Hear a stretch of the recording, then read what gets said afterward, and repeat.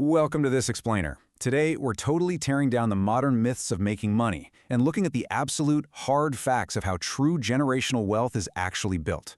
Look, if you spend literally any time online, you are constantly bombarded with these fast money tricks, secret hacks, and supposed overnight success stories. But what if I told you the actual formula for massive wealth doesn't require any of that? Let's dive into this analysis of Warren Buffett's wealth formula, which you might know as the Snowball strategy. We're going to break down the exact principles from our source material and prove that the real path to riches is, well, radically different from what your social media feed is feeding you. So, let me ask you, do you really need a secret app or the next moonshot crypto coin to get rich? Our culture right now is just obsessed with the visual of fast money, right? We're talking frantic crypto charts flashing red and green, Lamborghinis, this whole idea that wealth is like a sudden lightning strike. But I want you to contrast that exhausting modern illusion with reality. And the reality of Warren Buffett, literally one of the wealthiest people in human history, is essentially an old man calmly sitting in a chair reading a newspaper. He absolutely did not make his billions chasing the daily hustle or relying on some secret algorithm. So the million-dollar question, or I guess billion-dollar question is, if he didn't do it through chaos and overnight moonshots, how exactly did he do it? Let's get into Section 1, the Snowball strategy and the power of compounding. Our source material defines Buffett's entire philosophy through this incredibly simple but brilliant metaphor, the snowball strategy. Imagine you're standing at the top of a mountain.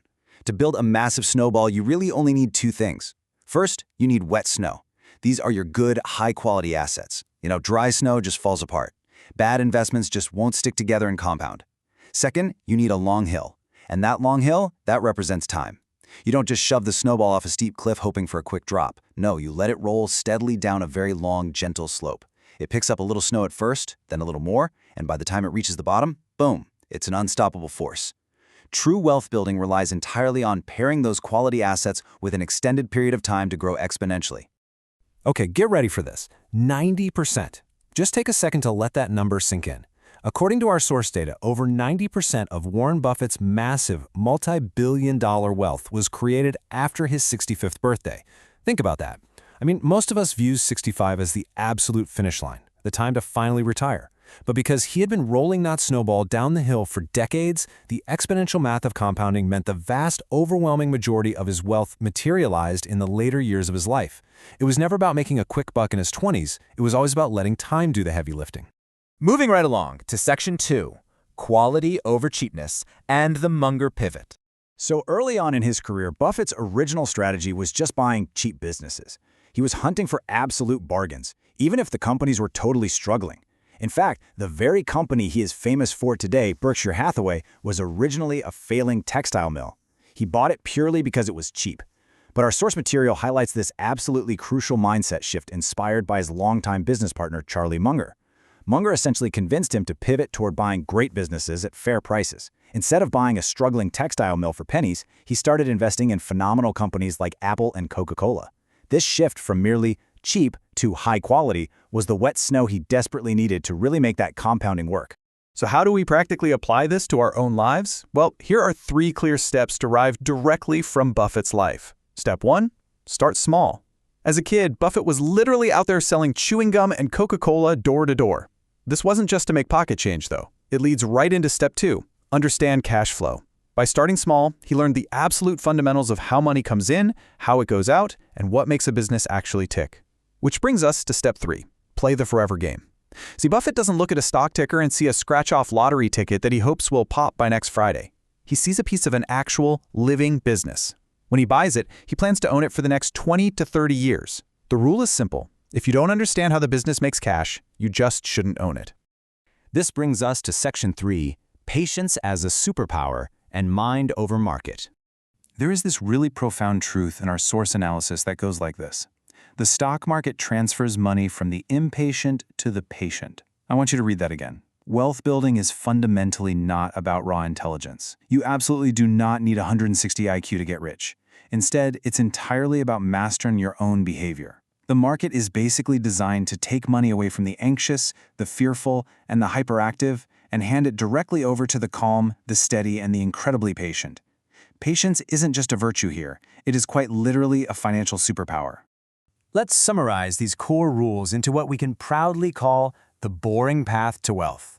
If you want to save yourself from the modern, exhausting anxiety of the daily hustle, just follow these bullet points. First, focus on reading and waiting. Seriously, educate yourself and then do nothing most of the time. Next, stop treating stocks like lottery tickets. Only own businesses you actually understand. If you can't explain to a friend how they make money, walk away. Embrace a 20 to 30-year time horizon. And finally, deeply recognize that your behavior, your emotional control, is always going to beat raw intelligence in the long run. It's totally unglamorous, it's really slow, and it is highly, highly effective. And finally, Section 4, Trader versus Owner Mindset, and the final choice. Consider these two completely distinct paths. First, picture the trader. They're stressed out, glued to like 6 glowing monitors, sweating over every tiny micro fluctuation in the market, desperately chasing the quick excitement of a fast profit. It is such an exhausting way to live. Now, contrast that with the owner. The owner is calm. The owner is patient. The owner might just be sitting there enjoying a Coca-Cola, completely unbothered by the 24-hour news cycle because they bought good assets and are simply letting the business run and compound over time. And that contrast perfectly highlights the overarching lesson from our source text, which is captured in this amazing quote. Building wealth is not about excitement, it's about behavior. If you're out there chasing the thrill at adrenaline rush of fast money, you are engaging in the exact behavior that will prevent you from actually keeping it. Excitement is literally the enemy of compounding. Boredom, routine, and discipline, those are its best friends. So, I want to leave you with this final provocative thought. What's it going to be? Are you a trader frantically chasing the next quick profit? Or are you an owner calmly building for the next decade? It's a choice you have to make right now about your own psychology and your own financial future. Are you going to push a dry snowball off a steep cliff and watch it shatter? Or are you going to find some wet snow, find a nice long hill, and just let time work its magic? The boring path is right there waiting for you. Thank you so much for joining me on this explainer, and I really hope this helps you rethink your entire approach to wealth.